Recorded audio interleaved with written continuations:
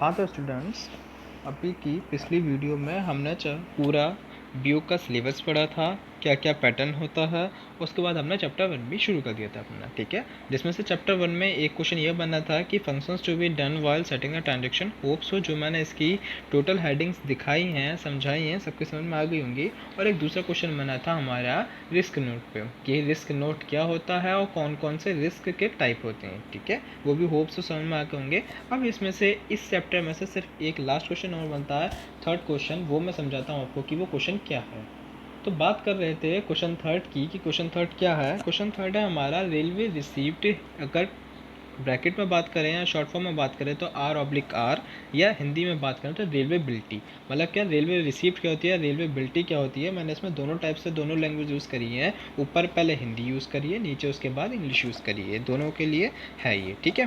तो हिंदी में बात करें तो भाड़ा चुकाने के बाद रेलवे कंपनी जो रसीद देती है उसे रेलवे बिल्टी कहा जाता है। इसमें कुछ बातें लिखी होती है, मतलब क्या कि जब हम किसी का किराया चुका देते हैं, किसी का भाड़ा चुका देते हैं, उसके अकॉर्डिंग में जो मुझे रेलवे कंपनी कोई भी रसीद देती है, मुझे एक एविडेंस देती है, मुझे एक सबूत देती है कि हाँ आप अपना भाड़ा चुका दिए हैं, चुका चुके हो, तो उसके हम क्या बोलते हैं, उसे हम रेलवे बिल्टी बोलते हैं। जिसमें क्या क्या पॉइंट लिखे होते हैं। फर्स्ट पॉइंट है हमारा कि माल भेजने वाले का नाम व पता। मतलब क्या, जो भी माल भेज रहा है उसका नाम और पता होना चाहिए कि क्या उसका नाम हो, कहाँ से वो माल आ रहा है, ठीक है। सेकंड पॉइंट, उस स्टेशन का नाम जहाँ से माल भेजा हो। मतलब क्या कि जहाँ से माल भेजा हो उस स्टेशन का भी हमें पता होना चाहिए कि माल कहाँ से रखा गया था, कहाँ तक पहुँच रहा है। तीसरा पॉइंट है कि गंतव्य स्टेशन का नाम, मतलब क्या कि माल कहाँ तक पहुँचाना है या पहुँचेगा माल, ठीक है। 4 पॉइंट आ गया माल का विवरण। माल क्या है, किस टाइप का है, कितनी क्वांटिटी है, क्या उसका रेट है, कितनी मात्रा है, ये सब हमारे किसके में होगा, माल का विवरण। यहाँ पे बोल सकते हैं माल का बीजक, एक ही चीज़ है, ठीक है। फिफ्थ पॉइंट है आपका भाड़ा चुका दिया है अथवा चुकाना है। मतलब उसमें ये भी चीज़ लिखी होती है कि आपने भाड़ा चुका दिया है। अगर नहीं चुकाया तो उसमें कुछ पॉइंट ब्लैंक छोड़ दिए जाते हैं कि जब वो चुका दिया जाएगा तो वो पॉइंट क्लियर कर दिए जाएंगे, फिर उस पर साइन कर दिया जाएगा, ठीक है। ये कंडीशंस होती हैं। इंग्लिश में बात करें तो इंग्लिश में क्या बोला है, the amount of money the company gives after paying the free. मतलब क्या ये वो अमाउंट या एक वो धनराशि जो कंपनी गिवन करती है, पे करती है किसके, भाड़ा को, भाड़े के लिए, किराए के लिए पे करती है किसको, रेलवे वे बिल को, मतलब रेलवे कंपनी को। Some things are written in it. मतलब क्या उसमें कुछ बातें लिखी होती हैं। फर्स्ट पॉइंट क्या कि नेम एंड एड्रेस होना चाहिए उसका, ठीक है। Name of the station, station का भी नाम होना चाहिए। Name of the destination station की, मतलब जहाँ पर वो पहुँच रहा है उसका भी नाम होना चाहिए।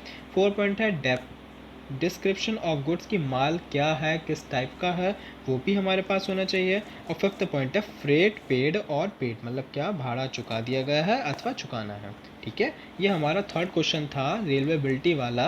होप सो सबके समझ में आ गया होगा। एक बार इसे वीडियो को पॉज करके क्वेश्चन को पूरा देखें, पढ़ें, समझें अच्छे से, ठीक है। एक इसी का एक पॉइंट आ जाता है कि अगर मैं रेलवे बिल्टी की बात करूं तो भाई कहते हैं कि रेलवे बिल्टी का क्या फ़ायदा, ठीक। तो क्या फ़ायदा होता है आपका, रेलवे बिल्टी एक एविडेंस होता है, आपके पास सबूत होता है कि आप पैसा चुका चुके हो अथवा नहीं, या फिर चुकाना बाकी है। अगर बाई चांस रेलवे बिल्टी नहीं है और मैंने कोई चीज़ चुका दी है तो मैं क्या एविडेंस दे सकता हूँ उसको। इसलिए रेलवे बिल्टी एक बहुत बड़ा इंपॉर्टेंट चीज़ होती है रेलवे बिल के लिए, ठीक है। तो इसी में मैंने ये चीज़ समझाई है कि एडवांटेज ऑफ रेलवे रिसिप्ट के अलग क्या फ़ायदे होते हैं या क्या लाभ होते हैं। तो फर्स्ट पॉइंट क्या, प्रमाण पत्र। मेरे पास एक सर्टिफिकेट होता है कि हाँ भी मैं माल उठाता हूँ, मेरी खुद की एक पहचान होती है कि मैं रेलवे बिल बनाता हूँ या रेलवे बिल्टी के अकॉर्डिंग मैं माल लेके आता हूँ। मेरे पास अपना खुद का एक सर्टिफिकेट होता है, ठीक है। सेकंड पॉइंट है अनुबंध, और इंग्लिश में बात करते हैं कॉन्ट्रैक्ट। कॉन्ट्रैक्ट सबको पता हो कॉन्ट्रैक्ट क्या होता है, आजकल की पूरी ज़िंदगी कॉन्ट्रैक्ट पे ही चलती है। इसका कॉन्ट्रैक्ट ले लो, उसका कॉन्ट्रैक्ट ले लो, ठीक है। तो सेम क्या कि मेरे पास एक कॉन्ट्रैक्ट होता है कि मुझे ये माल मिला हुआ है, कहाँ से मुझे उठाना है, कहाँ से कहाँ तक पहुँचाना है। जब मैं ये सारे काम कर दूंगा तो मुझे उसका क्या मिल जाएगा, पैसा। क्या, कॉन्ट्रैक्ट पूरा करने के बाद। थर्ड पॉइंट की बात करें तो अधिकार पर, तो ऑथोरिटी लेटर। मतलब क्या मेरा इस पर अधिकार है, ये जो माल है वो मेरा है, उसका एविडेंस होता है मेरे पास अगर मेरे पे रेलवे रिसिप्ट है तो, ठीक है। 4 पॉइंट आता है बेचान। देखो बेचान क्या होता है, जब कोई दो इंसान है और दो इंसानों के बीच की बात जब तीसरे को पहुंचा दी जाती है तो उसे बेचान कहते हैं। सिंपल सा पॉइंट, ठीक है। मतलब क्या दो लोग काम कर रहे हैं, तीसरा इंसान आ जाए और उसे थोड़ा सा काम सौंप दिया जाए, उसके बलबूते पर काम कर दिया जाए, तो उसे हम क्या बोलते हैं, एंट्रोजमेंट या बेचान बोलते हैं उसे, ठीक है। फिफ्थ पॉइंट है यातायात जल या नभ द्वारा, मतलब क्या कि जो भी माल आपका पहुंच रहा है वो किस यातायात के द्वारा है। जल मतलब जहाज के द्वारा, नभ मतलब एयर के द्वारा, किसी भी चीज़ के एरोप्लेन वगैरह के द्वारा। ठीक है। सिक्स्थ पॉइंट आता है बीजक भेजना। बीजक भेजना क्या कि जब मेरे पास कोई भी चीज़ होगी, जब मैं माल एक स्थान से दूसरे स्थान तक लेके जा रहा हूँ, तो मुझे पता होना चाहिए मैं क्या माल लेकर जा रहा हूँ, क्या उसकी क्वांटिटी है, कितने पीस बने हुए हैं, क्या उसके रेट है। ये सब चीज़ मुझे किस में होनी चाहिए, बीजक में होनी चाहिए। इसलिए बीजक भेजना भी बहुत ज़रूरी चीज़ है। सेवन पॉइंट है माल भेजने की सूचना देना, मतलब क्या कि माल अब भेज चुका हूँ मैं, या माल के लिए मैं निकल चुका हूँ वहाँ से, तो इसकी भी सूचना देना ज़रूरी होती है।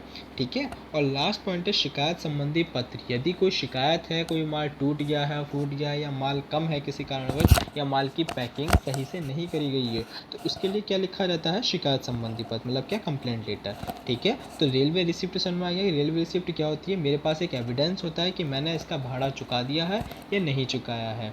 ठीक है। या भाड़ा चुकाने के बाद जो भी रेलवे कंपनी रसीद देती है उसे क्या बोलते हैं, हम रेलवे बिल्टी बोलते हैं। और उसके एडवांटेज क्या होते हैं भरने के, वो ये होते हैं। ठीक है। होप सो ये क्वेश्चन समझ में आ गया हो। ये क्वेश्चन भी बहुत अच्छा है, सिंपल क्वेश्चन है, शॉर्ट में भी चल जाता है, कभी कभी वेरी शॉर्ट में भी चल जाता है क्वेश्चन, इसलिए समझाना जरूरी था। ठीक है। तो आपका चैप्टर 1 पूरा कंप्लीट हो चुका है, इसमें से सिर्फ आपके 3 क्वेश्चन बने। ठीक है। ठीक है।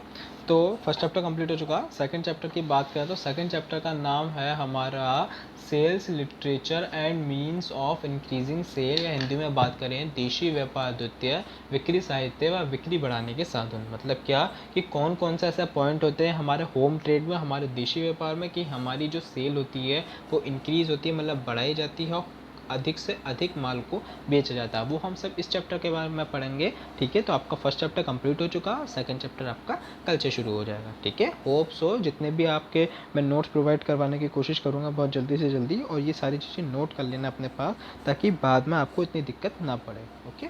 Thank you.